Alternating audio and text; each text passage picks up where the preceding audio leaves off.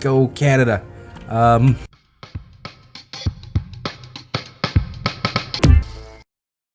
Hello YouTube. I am Lightly Salted and welcome back to the channel. And welcome back to Uboat. Something a little special today, we're actually playing the Unstable branch. This is build 128 Preview 2. This just launched today. Preview 1 launched yesterday, and unfortunately I wasn't fast enough on the draw to get a video out on that one. So we're going to be diving into Preview 2 and seeing what the game looks like from this new perspective. If you head on over to the Steam site, it will give you a list of all the improvements, all the new changes. There's quite a bit, from the map to new ships to extra new mechanics, and apparently some graphical tweaks. I'll bring up my afterburner here, and you can see now that we are using significantly less CPU than normal. We are running fairly stable between 50 FPS and 60 FPS, and this opening scene is at absolute max settings when you open the game. We're using significantly less RAM than we did before. This gives me pretty high hopes as to how the game is going to look and act when we jump on in here. A quick note to anybody who has not jumped over to the Unstable branch before, I have a video out. There should be an icon on your screen that explains how to do it. It's a very, very straightforward process. Unfortunately, it means none of your saves will be compatible, so we are going to be jumping in fresh, and realistically, I think that's the best way to do it. So let's go ahead and jump in. Okay, I believe we'll go with U96 for the beginning, since we want to play this as most people would. So you just jump in the game, you hit normal, and carry on. Alright, so we can see a lot of changes just here on the initial starting screen. We've got some nice colors, we've got an interesting new layout. It's not all just laid out to one side as it was before. We'll stick with the German audio language. We only have German and English, of course. Travel system, I prefer dynamic myself, as anybody who has watched my videos before would know. We'll stick with normal gameplay. Again, only first person is available. AI difficulty, I'm going to crank that right up to hard. I want to see what the AI has to give us. Save will go normal. Realistic builds will leave off. I don't really want to play too much with management. I'll check to see if there's been any changes to it, but realistically, I really don't want to screw around with that right now. Darker Nights will leave off. Collision damage, let's go ahead and throw it on. See what effect that has on the game. Hardcore aiming will leave off. Realistic Earth curvature, yes. Mixed units, classic or decimal style coordinates. We'll go with classic. That's fine. High detection hint will leave off, and economic difficulty. This is new. This controls how expensive and sparse are various goods. The higher the setting is, the harder it is to keep a positive balance during resource shortages at the later stages of the war. Let's go ahead and fire that right up to hard and just see what it looks like. Okay. Hello, Mr. Graph. Oh, we've got something new. We have body shape. Oh, now this is interesting. Okay. So we can affect the way the skipper looks a little more than we once could. Everybody likes to customize their characters. Let's go ahead and hit next. Close graph. You know what? Let's leave it at that. Let's just go with close at the beginning of our journey here. Okay. Port of La Roche. Oh, we've got an interesting new cinematic beginning to the game. Okay. Loving the way this is looking so far. FPS is nice, not bad at all. Loving the way this looks, actually. It's a little stuttery. A couple of 1% drops here and there. Not terrible overall. And again, this will be unstable, so it's... Alright, undergo training. So we were promised a new tutorial, so that'll be interesting. Let's go ahead and close that. Click on the highlighted officer. Okay. Him? There we go. Alright, so we've got a lot more information that gets fed out to us in the very beginning, so that's fun. Yeah, the graphics look very, very reworked. Nobody's very, very shiny like they used to be, so that's fun. To start, press the highlighted option to go to training missions. Oh, okay. Interesting. We'll jump into that in a second. I want to take a look at this. Okay, so our upper left of the screen looks very much the same. Everything has been retooled on this side, though. I like that a lot. Even these small graphical upgrades are always welcome. Just little quality of life upgrades. So we've got battery capacity, good, fuel, oxygen, discipline. Okay. Everything seems a little easier to read than it used to be. Maybe that's just me. Reputation, we've got our crew layout, we've got our budget. Now this is all very new looking. I like the look. This not being in red anymore is fantastic. The red was actually very, very difficult to read.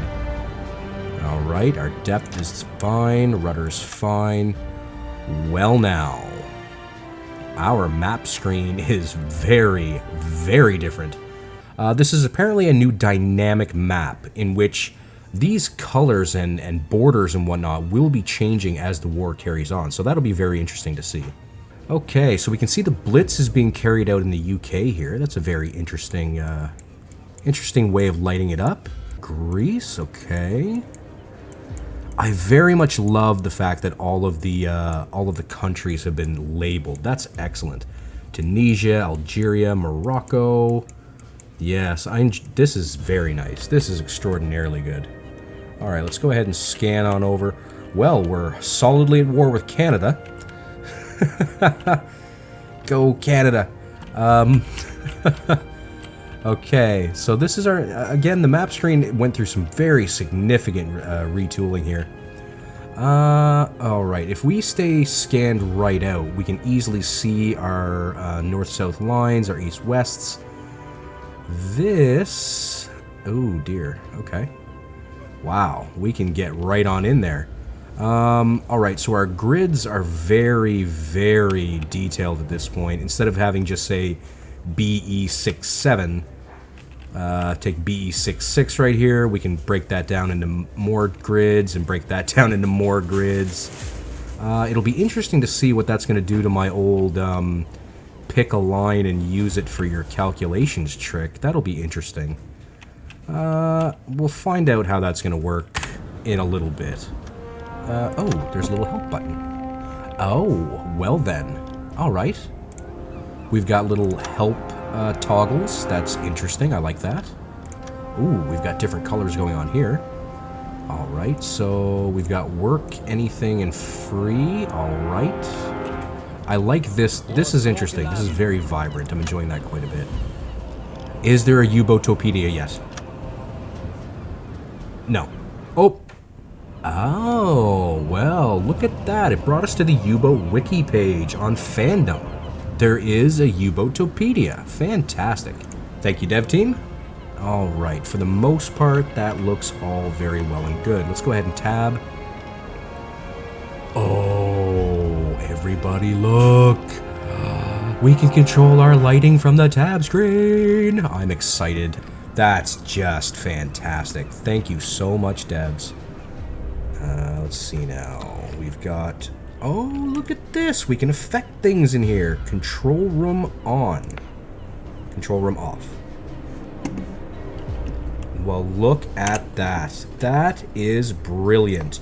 We can actually turn off power to sections. Does that affect... No. Still doesn't affect battery capacity. I was really looking forward to something like that. You see, I figure that if you were to kill all power to a section, you should, or your battery should be draining slower, I would imagine. But, you know, okay. Something for another day. A lot of really excellent graphical tweaks. Loving that. The bananas are still here. That's very important. Alright, again, it looks like the devs really put a lot of work into upgrading the way things look for us, and it plays out fairly smoothly. I'm seeing the odd little drop here and there, but nothing to write home about, certainly. Let's go. Whoa, we climb ladders much faster now. That's brilliant. Okay, enjoying that quite a bit. Let's go ahead and open that up, and whoop, yeah. All right, no more yelling at Mr. Hagnow to get on the deck on a little faster. Okay. You know, food, actually, wow. Okay, a spare part costs me 1,500 budgets now. Fuel is 3 budgets per ton of fuel. Let's go ahead and load up. How much does that cost? 30. Okay, well, fuel's still pretty cheap. Oh god. Okay. Okay. So in 127, this torpedo right here cost 800 budgets. Now it's costing me 2,400. You know, I should have went with the base game. I really shouldn't have jumped in like this because now I don't know what the base game looks like. I'm sorry, everybody. That's okay, though. Let's... Oh, hang on now. A T1 costs 2,400, but I can only sell it for 800. Oh, that's... Come on, man. Okay, we've only got 5,900 budgets left. Normally, I would just sell off my T2s and get nice, cheap T1s, but... Yeah... Okay, that might not be the way to go. We're gonna have to go with food. Yes, please. Alright. Those carrots cost me over 1,000 budgets. Rock and roll. Alright, we're gonna pick up another torp, I guess? And that's pretty much it. Okay, we're gonna need to build some more spare parts for ourselves. That's 100% gotta happen. Alright, let's say goodbye to Hans as he steals all of my money. Alright folks, I'm gonna go ahead and end the episode there. I hope you enjoyed this quick little dive into the new Unstable branch. If you enjoyed the content today, maybe consider hitting a like and subscribe if you haven't already. Until next time, I have been Lightly Salted. Thanks for tuning in. Bye now.